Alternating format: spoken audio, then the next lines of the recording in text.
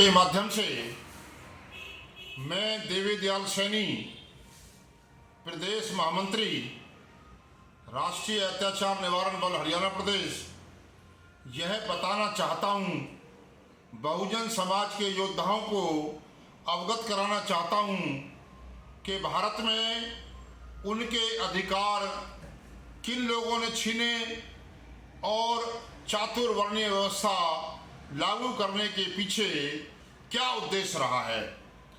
ये जो ओबीसी वर्ग है, सारे समाज में जो जरूरत की वस्तुएं हैं वो ओबीसी समाज के लोग ही बनाते हैं। जैसे लोहार है, कुम्हार है, नाई है, धोबी है, तेली है, कहार है, मनिहार है। तो ये इनको जो शिल्पकार हैं, इनको निम्न दर्जे में डालना और अधिकारों से वंचित करना, ये बड़े चिंतन का विषय है। और इन जातियों के जो बुद्धिजीवी लोग हैं उनको ये समझना होगा कि कौन लोग हमारे दोस्त हैं, कौन दुश्मन हैं, किन लोगों ने हमको अधिकार वंचित किया। और समतावादी महापुरुषों, जातिवीर समाज की स्थापना करने वाले महापुरुषों ने जो आंदोलन चलाया, ज्योतिबा फूले जी के ने, छत्रपति साहू जी महाराज ने, डॉक्टर अंबेडकर ने, सावित्रीबाई फूले ने, फातिमा शेख ने, इनके संघर्ष के वजह से भारत में संविधान लागू हुआ और हमें अधिकार मिले। अभी भी अधिकारों को पूरी तरह से लागू नहीं करना उन्हीं जातियों का षड्यंत्र है और उस षड्यंत्र को हमें समझना होगा, उसका पर्दाफाश करना होगा।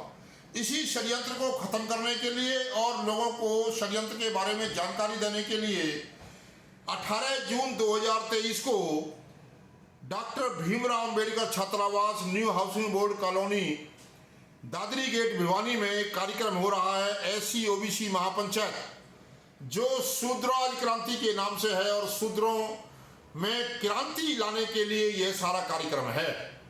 तो साथियों, इस कार्यक्रम का उद्घाटन माननीय सुरेश प्रजापति जी, प्रदेश अध्यक्ष राष्ट्रीय पिछड़ा वर्ग मोर्चा हरियाणा प्रदेश करेंगे।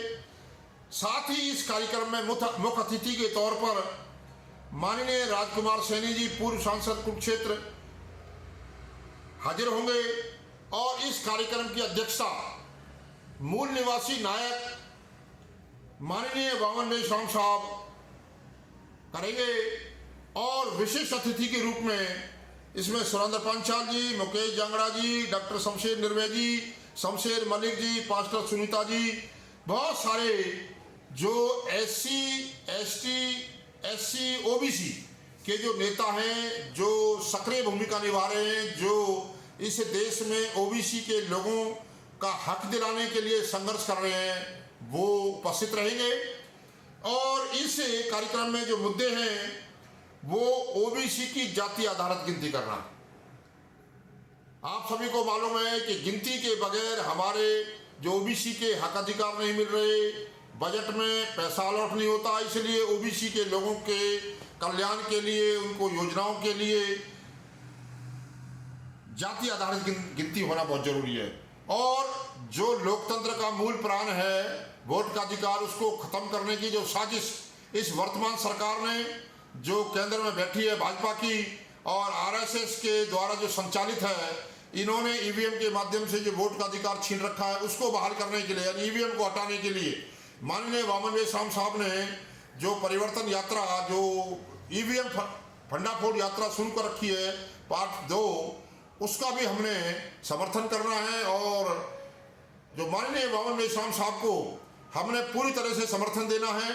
तो तीसरा मुद्दा है जो ओबीसी के नौकरियों में जो क्रीम लेयर घुसेड़ दिया है गलत तरीके से, उसको हटाने का मुद्दा है। जो कर्मचारियों की पुरानी पेंशन स्कीम है, उसको बहाल करने का मामला है। छात्र संघ चुनाव बहाल करो। इस तरह से पिछड़ी जातियों की संख्या के अनुपात में राजनीतिक आरक्षण, एमएसपी की गारंटी, किसानों को एमएसपी की गारंटी होना बहुत जरूरी है। ये धोखेबाजी किसानों के साथ की जो आज तक भी पूरी नहीं की है। इसी तरह से रिजर्वेशन इम्प्लीमेंटेशन एक्ट बनना चाहिए रिजर्वेशन लागू हो रहा है या नहीं लागू हो रहा है, इसका कंट्रोल करने के लिए मॉनिटरिंग कमेटी होनी चाहिए। साथ में पूना पैक्ट थोप कर SC/ST को गुलाम बनाने गया है, तो पूना पैक्ट को खत्म करने की हमारी योजना भी है। पूना पैक्ट से हमारा सत्यानाश हो रहा है। तो साथियों, ये जो SC/ST OBC का जो बैकलॉग है उसको भी पूरा नहीं किया जा रहा है।